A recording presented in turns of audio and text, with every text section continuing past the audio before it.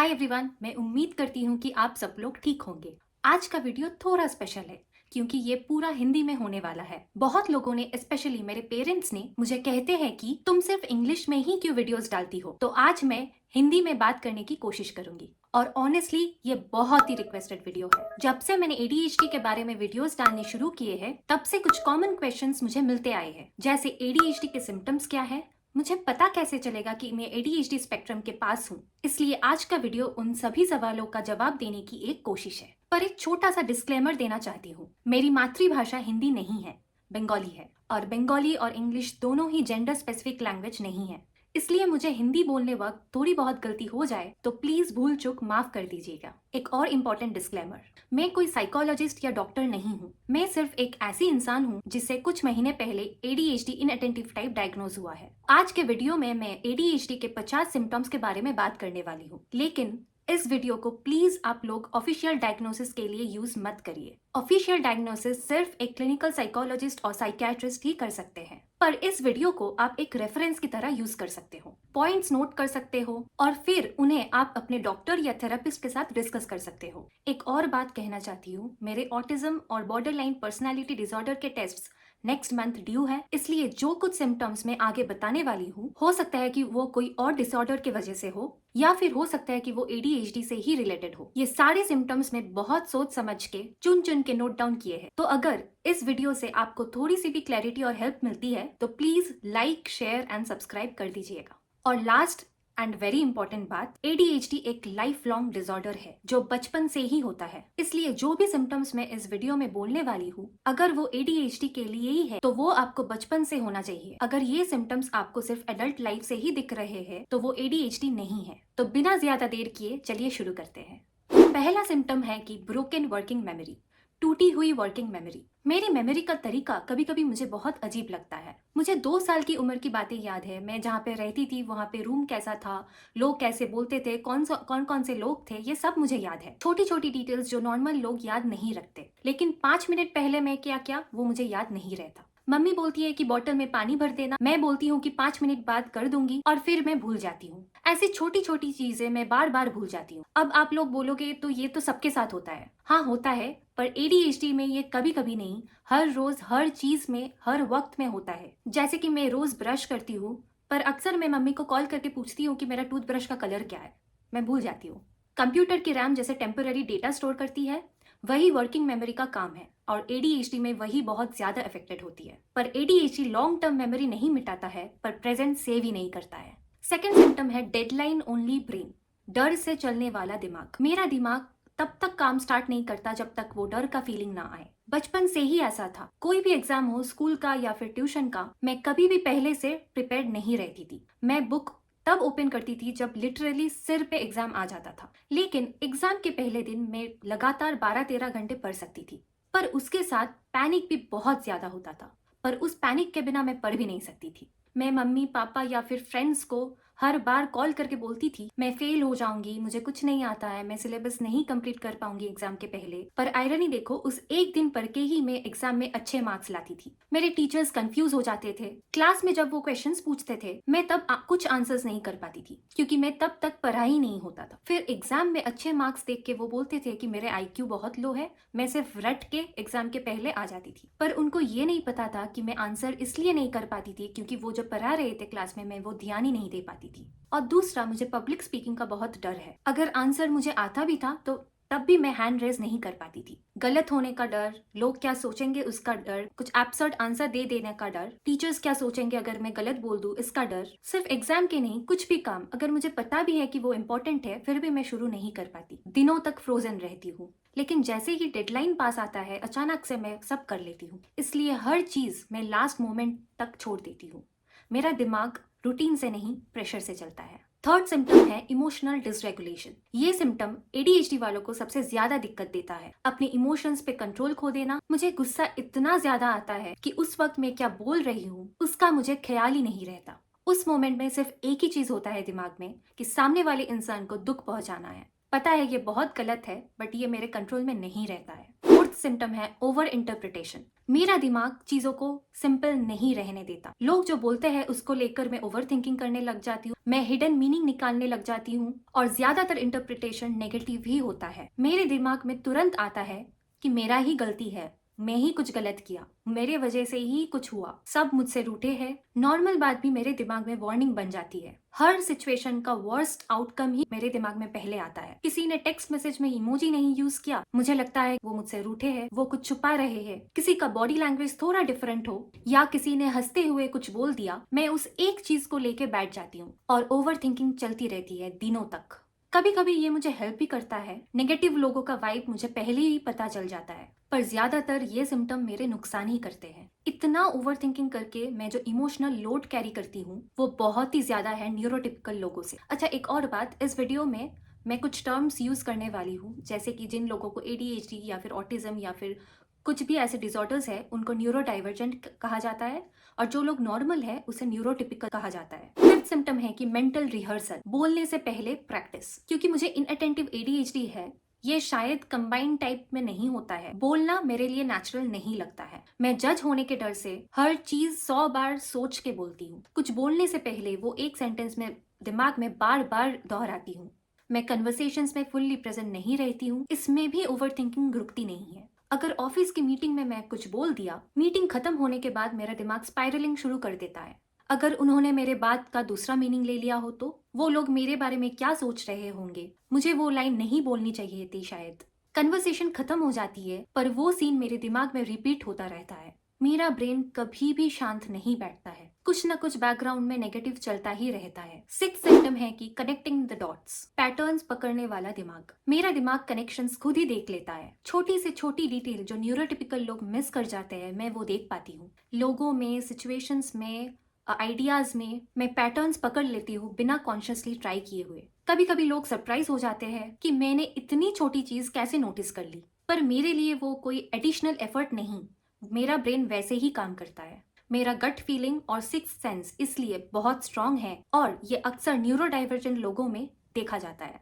हाँ, daily life Massey हो सकती है, छोटी छोटी चीजें मैनेज करना मुश्किल लगता है, पर जब बात बिग पिक्चर समझने की आती है तो मैं वो आसानी से कर लेती हूँ। सेवेंथ सिम्टम है कि हाइपर प्रॉब्लम सॉल्वर, मुश्किल समस्या सुलझाने की क्षमता। सिंपल काम मुझे थका देते हैं, मुश्किल काम मुझे जगा देती है। जब कोई प्रॉब्लम स्टेटमेंट मिलता है जो कोई और नहीं सॉल्व कर रहे तो मेरा कॉन्फिडेंस खुद ही बढ़ जाता है। मैं अलर्ट हो जाती हूँ, क्यूरियस हो जाती हूँ और अलाइव फील करती हूँ। उन मोमेंट्स में मैं ब्रोकन नहीं, केपेबल फील करती हूँ। और शायद ये होता है क्योंकि मुझे पता है अगर मैं ये सॉल्व कर पाऊँ तो मेरे ब्रेन को डोपामिन मिलेगा और वही एक हार्मोन जो ADHD ब्रेन में कम होता है। उसी उम्मीद से मेरा ब्रेन देर तक फोकस कर पाता है। एट सिम्टम है कि too slow to stay focused, boring चीजों से मेरा ब्रेन दूर रहना चाहता है। जैसे ही किसी YouTube वीडियो में और किसी कोर्स में कोई भी स्पीकर स्लो बोलता है मुझे नींद आने लगती है, इसीलिए मैं सभी वीडियोस 2x पे ही देखना प्रेफर करती हूँ, वरना 10-20 सेकंड के अंदर ही मेरा ध्यान भटकने शुरू करता है। इसी वजह से मुझे लाइव क्लासेस बिल्कुल पसंद नहीं, क्योंकि वहाँ स्पीड कंट्रोल नहीं होता और मेरा ध्यान टिक नहीं पाता। नाइन्थ सिम्टम है कि out of sight out of mind, जो चीजें मेरे सामने होती है बस वही चीजें मेरे लिए एग्जिस्ट करती है, जो नजर से हट गई वो दिमाग से भी हट जाती है। ये सिर्फ चीजों के साथ नहीं होता है, टास्क, लोग, सबके साथ होता है। मैं बहुत ज्यादा चीजें भूल जाती हूँ, जैसे कि मैंने डिस्कस किया थोड़ी देर पहले, दवाई लेना, ऑफिस के जरूरी चीजें साथ ले जाना, सब कुछ भूल जाती हूँ। इसलिए मैं चीजें हमेशा अपने नजरों के सामने रखना प्रेफर करती हूँ, तभी मुझे याद रहता है। और ये प्रॉब्लम सिर्फ चीजों तक लिमिटेड नहीं है, लोगों के साथ भी मैं यही करती हूँ। मेरे स्कूल फ्रेंड्स जिनसे अब रोज मिलना नहीं होता है, उनसे मेरा कनेक्शन काफी कम हो गया है। वो लोग कंप्लेन करते हैं कि तुम टच में नहीं रहती हो, कॉल नहीं करती हो, तुम बहुत सेल्फिश हो। पर जब वो लोग मेरे नजरों के सामने होते थे, रोज मिलते थे स्कूल में जाकर, तब ऐसा बिल्कुल नहीं होता था। इसी वजह से मैंने बहुत सी रिलेशनशिप्स बर्बाद की है, पर मैं चाह कर भी कुछ नहीं कर सकती। 10th सिम्टम है कि लूपिंग ब्रेन, रिपीट पे अटक जाने वाला दिमाग। अगर कोई सॉन्ग मुझे पसंद आ गया ना, मैं वो रिपीट पे सुनती हूँ हफ्तों तक, जब तक मैं उससे कम्प्लीटली बोर ना हो जाऊं। और ये सिर्फ सॉन्ग्स तक ही लिमिटेड नहीं है, ये पैटर्न मेरी लाइफ में बहुत चीजों में देखी जाती है। कोई खाना पसंद आ गया तो मैं वही चीज बार बार खा सकती हूँ, कोई हैबिट लग गई तो मैं उसी में अटक जाती हूँ, कोई कपड़ा कंफर्टेबल लग गया तो मैं वही रिपीट पे पहनती हूँ। जैसे मेरा ब्रेन एक चीज पकड़ लेता है और बोलता है ये सेफ है, ये अच्छा लग रहा है, इसको चलाओ। 11th सिम्टम है डे ड्रीमिंग, कभी भी रैंडम टाइम पे लेक्चर के बीच किसी के बात सुनते वक्त या फिर ऐसे ही मैं जोन आउट हो जाती हूँ। बॉडी वहां होती है पर माइंड कहीं और चली जाती है। मैं रैंडम सिचुएशंस इमेजिन करती हूँ, ऐसे सीन्स जो मुझे खुशी देती है, कंफर्ट देते हैं या फिर एक्साइटिंग लगते हैं। रियल लाइफ बोरिंग या हैवी लग रहे हो तो मेरा ब्रेन खुद ही एक बेटर वर्जन क्रिएट करता है। स्कूल में तो कुछ फ्रेंड्स मुझे डे ड्रीमर बुलाते थे, उनके लिए बस ये सिर्फ हैबिट था, पर मेरे ब्रेन के लिए डोपामिन सिक्रीशन का तरीका था। 12th सिम्टम है कि टाइम ब्लाइंडनेस, टाइम का एहसास ना होने वाला दिमाग। मुझे टाइम का फ्लो फील ही नहीं होता। जैसे लोग बोलते हैं ना कि टाइम निकल रहा है, मुझे वो सेंसेशन समझ ही नहीं आती।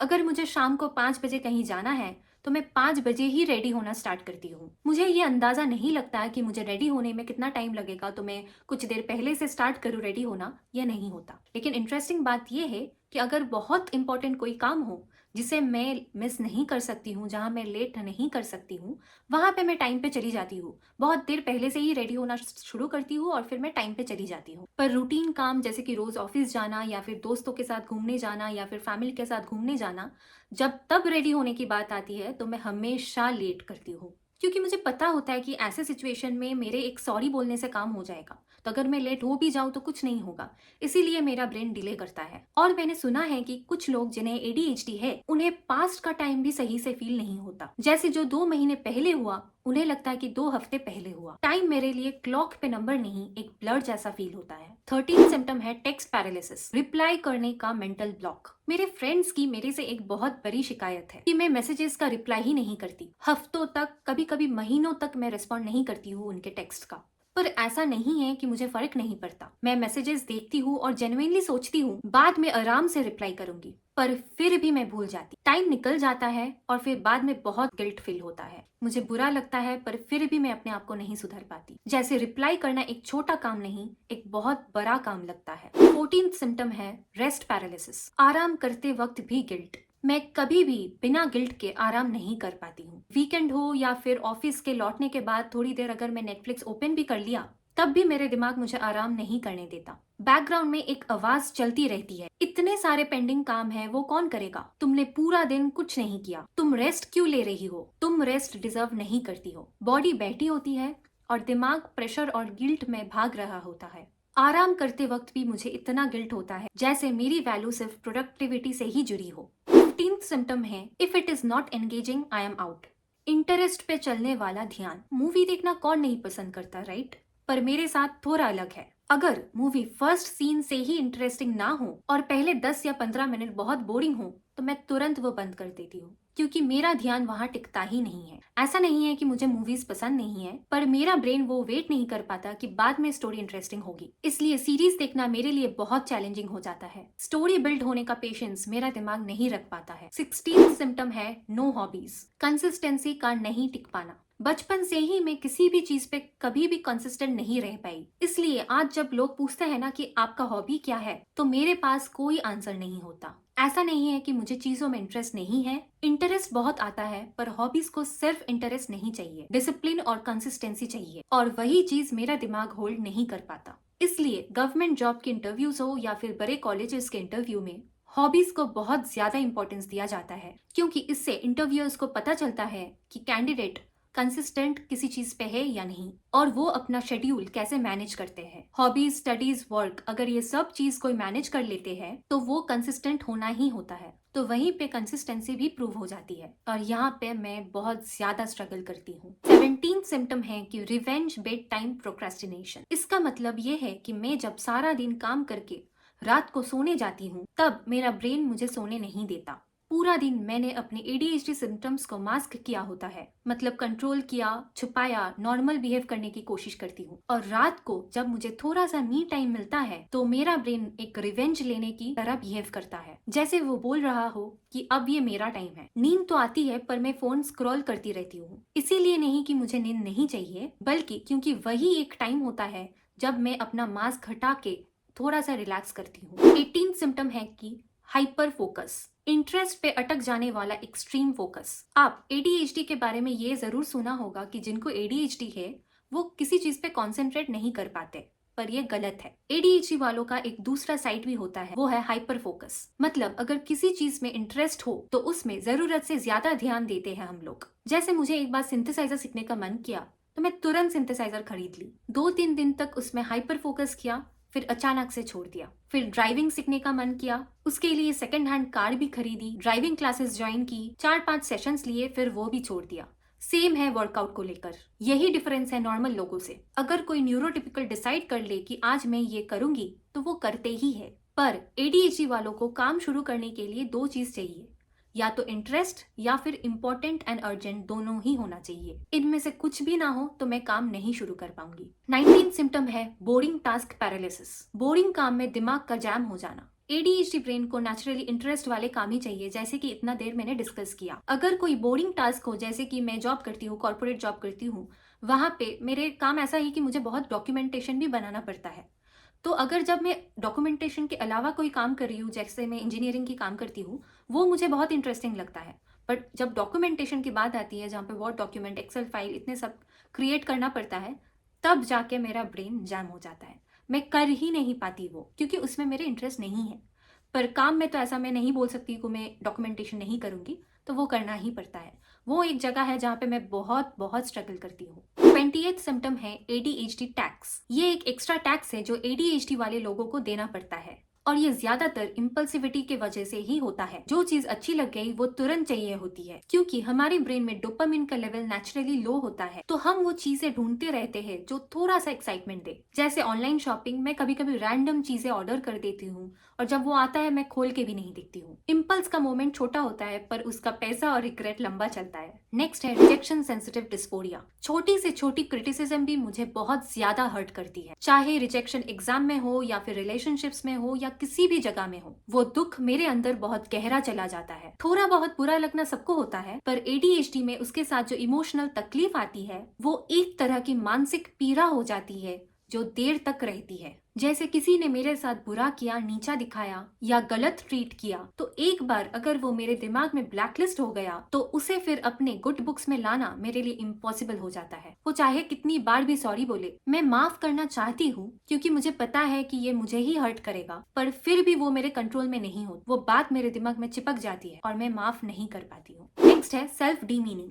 खुद को नीचा दिखाने की आदत। मुझे कहीं भी कभी भी खुद को नीचा दिखाने की अगर मौका मिले तो मैं कभी भी पीछे नहीं हटती। जैसे कि ये एक हैबिट बन गई है। मुझे लगता है कि अगर मैं खुद ही अपने आप को छोटा दिखा दूं तो लोगों की एक्सपेक्टेशंस मुझसे कम हो जाएगी। शायद फिर उन्हें डिसअपॉइंटमेंट कम होगा, शायद मुझे कम जज किया जाएगा। पर इस प्रोसेस में धीरे धीरे मेरा ही सेल्फ कॉन्फिडेंस बहुत कम हो जाता है। मैं खुद ही अपनी वैल्यू कम कर देती हूँ। 23rd सिम्टम है कि डूम फीलिंग, अंदर का लगातार बुरा एहसास। हर वक्त मुझे लगता है कि मैं एकदम एज पर हूँ, जैसे कुछ स्टेबल नहीं है, कुछ भी गिर सकता है कभी भी। अंदर से लगातार ये फीलिंग आता है कि कुछ बुरा होने वाला है। चाहे बाहर सब नॉर्मल हो, पर मेरे दिमाग बैकग्राउंड में एक डेंजर सिग्नल चलाते रहता है। नेगेटिव थॉट्स बहुत ज्यादा आते हैं, जो मैं पहले डिस्कस कर चुकी हूँ। जैसे मेरे माइंड हमेशा वर्स्ट केस सिनेरियो के लिए रेडी हो। नेक्स्ट सिम्टम है डिबेट एक्सप्लोशन। अगर किसी टॉपिक पे डिबेट चल रही हो और मुझे लगता है कि सामने वाला गलत है, तो मैं शांत नहीं बैठ पाती।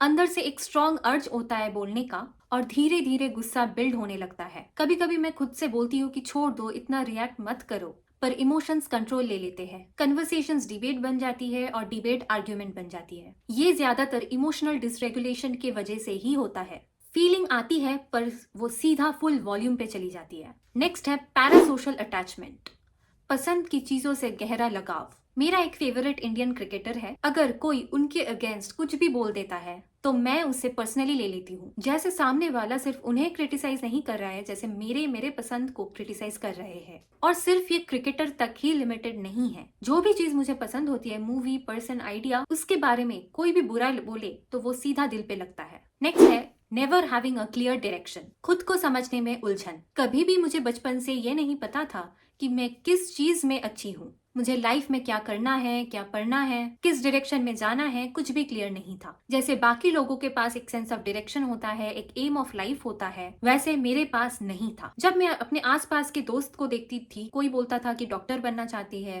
किसी ने बोला कि इंजीनियर बनना चाहती है, पर मेरे पास कोई आंसर्स नहीं रहता था, क्योंकि मेरे इंटरेस्ट आते जाते थे। मेरा एम ऑफ लाइफ कभी कांस्टेंट नहीं था। नेक्स्ट है आई कांटेक्ट ओवरलोड। मैं कभी भी किसी के साथ बात करने वक्त आई कांटेक्ट नहीं कर पाती हूँ। लोगों की आंखों में देखकर बात करना मुझे नेचुरल नहीं लगता है कभी भी। अगर बोलते वक्त मैं जबरदस्ती में आई कांटेक्ट करने की कोशिश करूँ तो सामने वाला क्या बोल रहा है उसमें ध्यान नहीं दे पाती हूँ। जैसे मेरा ब्रेन दो काम एक साथ नहीं कर पाता, या तो मैं आंखों में देखूं या बात समझूं। इसलिए मैं 2-3 सेकंड से ज्यादा आई कांटेक्ट मेंटेन नहीं कर पाती हूँ।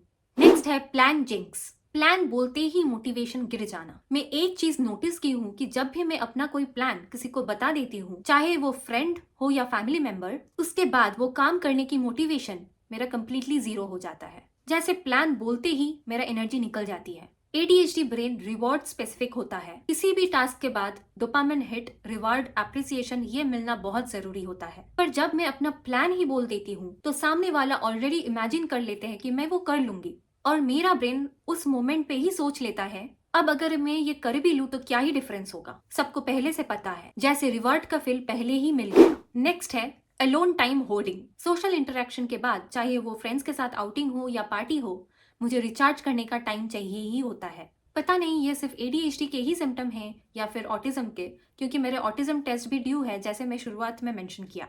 पर इतना पता है कि सोशलाइज करने के बाद मेरा सिस्टम थक जाता है। लोगों के साथ रहना अच्छा लगता है पर उसके बाद भी मुझे एक मी टाइम चाहिए होता है। जैसे सोशल बैटरी पूरी ड्रेन हो जाती है और थोड़ी अलोन टाइम के बिना वो रिचार्ज नहीं हो पाती है। नेक्स्ट है लास्ट मिनट कैंसिलेशन। मैं बहुत बार लास्ट मोमेंट में प्लान कैंसिल कर देती हूँ। ऐसा नहीं होता है कि मुझे जाना पसंद नहीं होता, पर फिर भी मैं जा नहीं पाती। मैं अपने आसपास लोगों को देखती हूँ, चाहे उनका मन ना भी हो फिर भी वो लोग जा पाते हैं क्योंकि उन्हें अपनी ड्यूटी या कमिटमेंट पूरी करनी होती है। पर मैं वही चीज नहीं कर पाती हूँ। मैं पहले यस बोल देती हूँ, फिर लास्ट मोमेंट पे जाके मैं कैंसिल कर देती हूँ। ये बहुत ही गलत है। इस बात को लेकर मेरे फ्रेंड्स को बहुत ज्यादा कंप्लेंट है।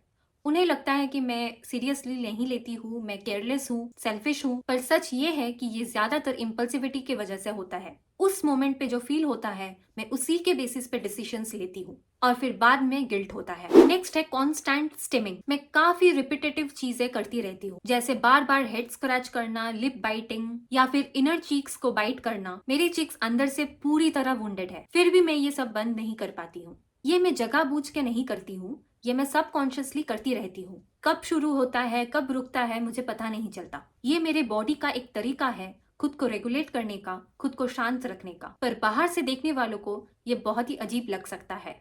नेक्स्ट है सेंसरी सीकिंग। मैंने नोटिस किया है कि मुझे बहुत ज्यादा स्पाइसी फूड खाने का मन करता है। तीखा खाते ही मेरा ब्रेन जग सा जाता है। वैसे ही मैंने देखा है कुछ और लोगों को जिन्हें ADHD है, उन्हें बहुत ठंडा पानी से नहाना बहुत अच्छा लगता है। किसी को अम्यूजमेंट पार्क की खतरनाक राइड्स बहुत पसंद होती है, किसी को स्पीड और किसी को एक्सट्रीम एक्सपीरियंसेस जैसे कि मैंने एग्जाम्पल्स दिया। ये सब अलग अलग हो सकता है, बट कॉमन बात यह है हमें स्ट्रॉन्ग सेंसेशंस चाहिए होता है, क्योंकि उन मोमेंट्स में हमारे ब्रेन को स्टिम्युलेशन मिलती है जो नॉर्मल चीजों से नहीं मिलती। नेक्स्ट है सेंसरी ओवरलोड। इची कपड़े, strong perfume, loud noise, bright light, ये सब हम लोगों को एकदम पसंद नहीं है। कभी कभी ये चीजें इतना ज्यादा हेवी हो जाता है कि वो हैंडल करना मुश्किल होता है। मेरे दिमाग जैसे ओवरलोड हो जाता है, फोकस टूट जाती है, इरिटेशन होती है और बस वहां से निकल जाने का मन करता है। ये सेंसिटिविटी नहीं है, ये सेंसरी ओवरलोड है। 35th सिम्टम है कि बीइंग अ नाइट आउल। मैंने ये नोटिस किया है कि रात को मेरा ब्रेन बहुत ज्यादा एक्टिव रहता है। रात मुझे बहुत पीसफुल लगती है,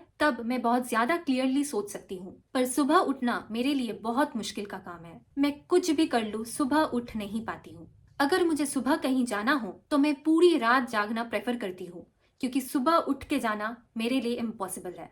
एग्जाम्स के टाइम में भी मैं ऐसा ही करती थी कि मैं पूरी रात जाग के पढ़ती थी, सुबह उठ के पढ़ना मैं एकदम प्रेफर नहीं करती थी। इसके पीछे एक साइंटिफिक रीजन भी है। ADHD वालों के बॉडी में मेलाटोनिन, जिससे नींद आता है, वो थोड़ा लेट रिलीज होता है न्यूरोटिपिकल लोगों के कंपैरिजन में। इसलिए रात को नींद लेट में आती है और सुबह उठना और भी ज्यादा मुश्किल हो जाता है। नेक्स्ट है कैफीन एडिक्शन। कैफीन एक नेचुरल स्टिम्युलेंट होता है और ADHD ब्रेन को स्टिम्युलेंट ही चाहिए होता है ताकि वो बेटर फंक्शन कर पाए। इसलिए जिन लोगों को ADHD होता है उन्हें अक्सर कॉफी बहुत ज्यादा पसंद होता है। जैसे मेरे लिए मेरा दिन 4-5 बड़े कप चाय के बिना नहीं चल पाता।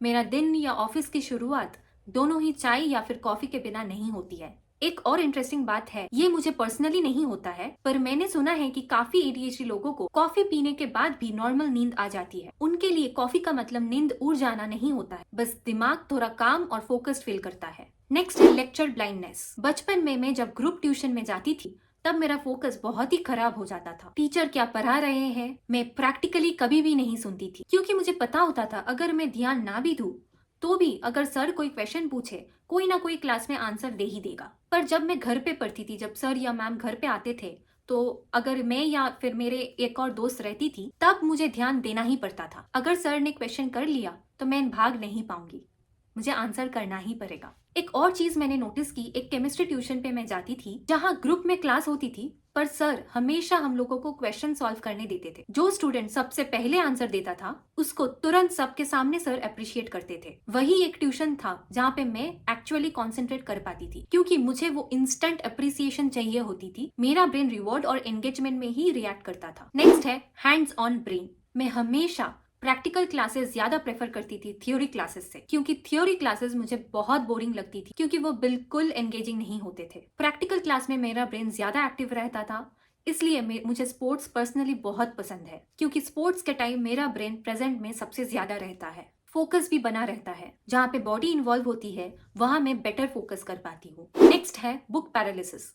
बुक्स शुरू करके कंटिन्यू ना कर पाना। मेरी रीडिंग हैबिट बचपन से ही ऑलमोस्ट जीरो रही है। मम्मी ने बहुत ट्राई किया, कहानियां सुनाती थी, पर मेरा ध्यान 1 मिनट के अंदर ही कहीं और चला जाता था। न्यूज़पेपर पढ़ने की हैबिट भी डेवलप करने की कोशिश की गई, पर वो भी कभी टिक नहीं पाई। आज भी मैं बुक्स खरीद लेती हूँ फुल इंटेंशन के साथ कि इस बार मैं कंप्लीट करूंगी, पर 10 पेजेस के बाद ही मेरा दिमाग डिस्कनेक्ट हो जाता है। आज तक एक दो स्टोरी बुक के बिना मैं एक भी बुक नहीं पढ़ पाई। रीडिंग के लिए सस्टेन्ड अटेंशन चाहिए होता है। अगर उस टॉपिक में स्ट्रॉन्ग इंटरेस्ट ना हो तो एडीएचडी ब्रेन उसमें टिक नहीं पाता, चाहे इंटेंशन कितना भी जेन्युइन हो। नेक्स्ट है कंपटीशन ट्रिगर।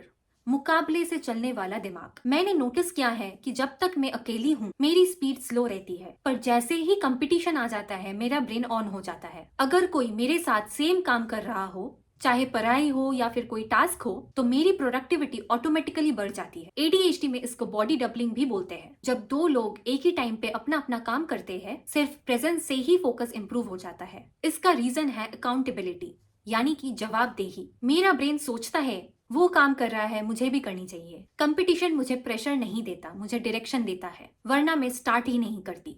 अगर कोई पेरेंट ये वीडियो देख रहे हैं और आपको लगता है कि आपके बच्चे को एडीएचडी हो सकता है और उसका पढ़ाई में ध्यान नहीं लगता है, तो एक ऐसा ट्यूशन सेटअप ढूंढिए जहां दो स्टूडेंट साथ पढ़ते हो और दोनों का लेवल और आईक्यू लगभग सेम हो। ये इसलिए जरूरी है कि जब लेवल सेम हो तो कंपैरिजन से डर नहीं, मोटिवेशन अपने आप आता है। अगर एक बच्चे बहुत आगे हो और दूसरा पीछे, तो या तो बहुत ज्यादा प्रेशर आएगा या फिर गिव अप फीलिंग आएगा। लेकिन जब दोनों सेम लेवल पे हो तो ब्रेन हेल्दी तरीके से सोचते हैं, वो कर रहा है मैं भी कर सकूंगी। ये रेस नहीं होती है, ये एक साइलेंट पुश होता है, और एडीएचडी ब्रेन्स को वही पुश चाहिए होता है।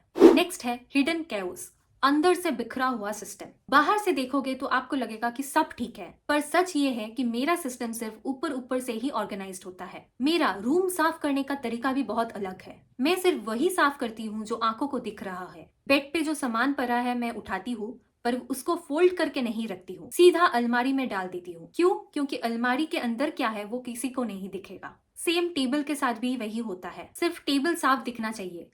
मेरा सारा ड्रॉयर्स पूरा क्लटर्ड रहता है, क्योंकि वो किसी को नहीं दिखता है। ऑर्गेनाइज करना मतलब चीजों को कैटेगरी में रखना, फोल्ड करना, डिसाइड करना, ये सब मेरे ब्रेन को बहुत एग्जॉस्टिंग लगता है। मेरे पास सफाई की इंटेंशन होती है पर ऑर्गेनाइजिंग के पेशेंस नहीं होती है। इसलिए मेरी लाइफ में ऑर्डर सिर्फ सरफेस पे ही होता है, अंदर पूरा हिडन कैओस चल रहा होता है। नेक्स्ट है नेविगेशन ब्लाइंडनेस। मैं एक ही रूट पे सालों से ट्रैवल कर रही हूँ, फिर भी अगर आप मुझे बोलो कि बीच में कौन सा लैंडमार्क आता है, मैं ब्लैंक हो जाऊंगी। 8 साल से मैं सेम रास्ते से जा रही हूँ, पर मुझे याद ही नहीं कौन से दुकान के बाद कौन सा सिग्नल आता है। जैसे मेरा ब्रेन रोड को रिकॉर्ड ही नहीं करता। मैं रोज सोचती हूँ आज ध्यान से देखूंगी, आज पूरा रोड याद करूंगी, पर 1 मिनट के बाद ही मेरा ध्यान कहीं और चला जाता है। सब चीजों की तरह रोड देखते हुए भी मैं रोड प्रोसेस नहीं करती हूँ। बॉडी प्रेजेंट होती है, माइंड कहीं और। लेकिन जिन लोगों को एडीएचडी है और वो खुद ड्राइव करते हैं, वो शायद इससे रिलेट ना करें, क्योंकि ड्राइविंग के वक्त ध्यान फोर्सफुली लगाना पड़ता है। तब हमारे दिमाग सर्वाइवल मोड पे आके रास्ता ऑटोमेटिक याद कर लेता है। पर जब मैं पैसेंजर हूँ तब मेरा ब्रेन साइट सीइंग मोड पे चला जाता है, नेविगेशन मोड पे नहीं। नेक्स्ट है मोटोराइज्ड माइंड, अंदर से भागता हुआ दिमाग। मुझे इनअटेंटिव एडीएचडी है, जैसे कि मैंने बताया। मतलब बाहर से देखोगे तो मैं शांत लगूंगी, पर मेरा दिमाग कभी भी शांत नहीं होता। जो हाइपर एक्टिविटी दूसरों में बॉडी से दिखता है, वो मेरे माइंड के अंदर चलती रहती है, जैसे ब्रेन के अंदर कोई मोटर लगा हो नॉन स्टॉप, और वो एनर्जी कहीं ना कहीं से बाहर आती है।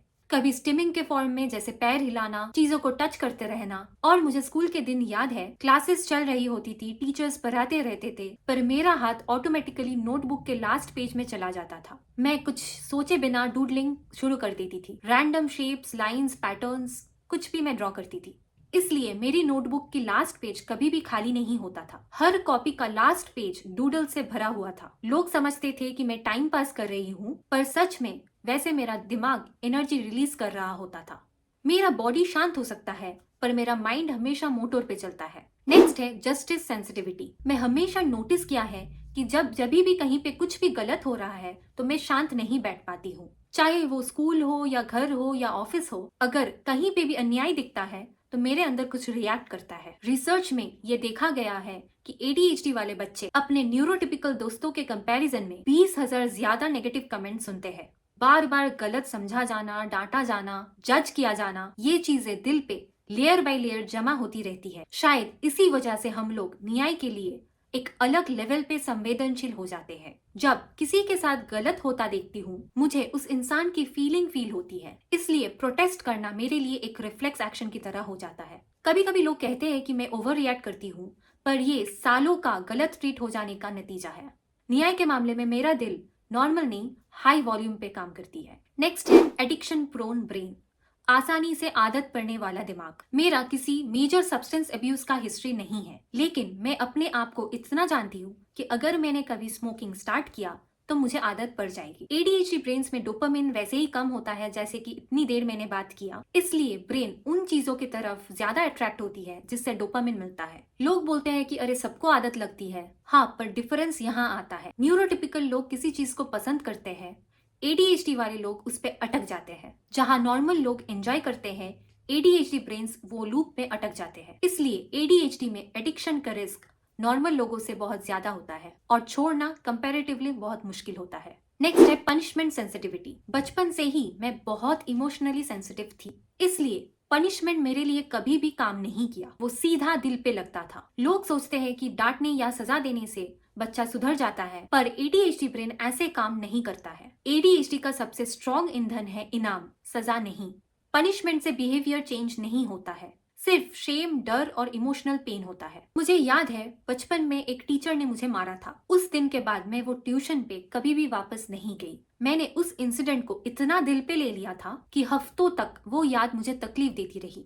लोगों को लगा हुआ डिसिप्लिन हो जाएगी, पर हुआ क्या, मैं उस जगह से इमोशनली डिस्कनेक्ट हो गई। लेकिन जहाँ पे पढ़ाई कंपटीशन प्लस रिवॉर्ड बेस्ड होती थी, वहाँ पे मुझे जाने का मन करता था। वहाँ पे मैं बेटर परफॉर्म भी करती थी, क्योंकि मेरा ब्रेन डर से बंद होता है और रिवॉर्ड से खुलता है। एडीएचडी बच्चे जिद्दी नहीं होते हैं, वो बस गलत सिस्टम में डाले जाते हैं। नेक्स्ट है हॉलीडे डिरेलमेंट, छुट्टी के दिन सिस्टम टूट जाना। एज यूजुअल मेरा एडीएचडी ब्रेन रूटीन को पसंद नहीं करता, पर आयरनी ये है कि मैं रूटीन के बिना बिखर जाती हूँ। वीकडेज में जब ऑफिस होता है तो मेरा पूरा दिन एकदम रूटीन की तरह चलता है। Monday to Friday same time पे उठना, सेम टाइम पे ब्रश करना, ब्रेकफास्ट करना, फिर स्किन केयर करना, रेडी होना, सब टाइम पे स्ट्रक्चर्ड वे में होता है। क्योंकि वहाँ एक्सटर्नल प्रेशर होता है, ऑफिस जाना है, टाइम पे पहुंचना है एंड बहुत सारी चीजें। पर जैसे ही सैटरडे संडे आता है, मेरा पूरा सिस्टम और रूटीन कोलैप्स हो जाता है। जब कोई जरूरी काम नहीं होता, मेरा ब्रेन डायरेक्शन लूज कर देते हैं। कभी ब्रश दोपहर को करती हूँ, कभी शाम को नहाती हूँ,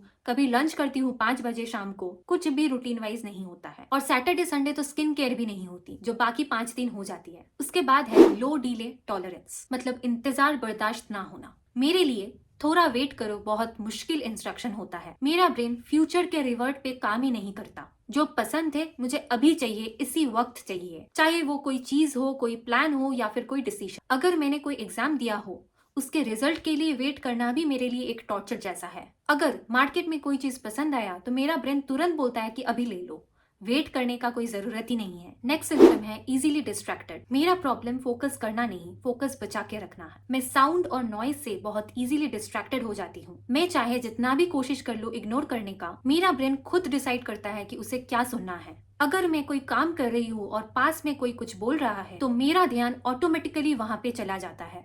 मैं सुनना नहीं चाहती फिर भी मेरा ब्रेन सुन रहा होता है, जैसे मेरे कान पे मेरा कंट्रोल नहीं है। इससे सबसे ज्यादा डिफिकल्टी मैं ऑफिस में फेस करती हूँ। वहाँ आसपास लोग मीटिंग्स लेते रहते हैं, डिस्कशंस चल रही होती है, कोई कॉल पे होती है और मैं अपना काम करते हुए भी उन सब लोगों का बातें प्रोसेस कर रही होती हूँ। इससे मेरा मेंटल एनर्जी ड्रेन हो जाती है। इसलिए मैं अक्सर ईयरफोन्स पहनने की कोशिश करती हूँ, म्यूजिक सुनने के लिए नहीं, अपने दिमाग को बचाने के लिए। मेरे लिए डिस्ट्रैक्शन चॉइस नहीं होता है, वो एक डिफॉल्ट सेटिंग होता है। लास्ट सिम्टम है रिलेशनशिप हाइपर फोकस। रिलेशनशिप्स में ADHD वालों का फोकस शुरू में इतना ज्यादा हो जाता है कि पार्टनर के अलावा कुछ और दिखता ही नहीं है। पूरा दुनिया जैसे वो एक ही इंसान के आसपास घूमने लगता है। चाहे फ्रेंड्स कितना भी क्लोज क्यों ना हो, उनके साथ थोड़े टाइम के लिए डिस्कनेक्ट हो ही जाता है। ये जानबूझकर इग्नोर करना नहीं होता है, बस फोकस पूरा एक जगह चला जाता है। तो यही सब था ADHD के 50 सिम्टम्स। मैं यहीं पे वीडियो समाप्त करना चाहती हूँ। हो सकता है कि आपको सारे सिम्टम्स मैच ना हो। ये नहीं होता है कि सबको एक ही सिम्टम्स एक ही तरह से दिखाई देगा, ऐसा नहीं होता है। अगर आप में से किसी को भी इनमें से कई सारे सिम्टम्स मैच कर रहे हैं तो आप वो नोट डाउन कीजिए। अगर आप कोई साइकोलॉजिस्ट या साइकेट्रिस्ट के पास जा रहे हैं तो वो सारे सिम्टम्स आप बता सकते हो। उसी एक वजह से मैंने ये वीडियो बनाई हूँ। आई होप ये वीडियो आप सबको बहुत अच्छा लगा। अगर आपको थोड़ा भी हेल्प किया तो please like, share and subscribe.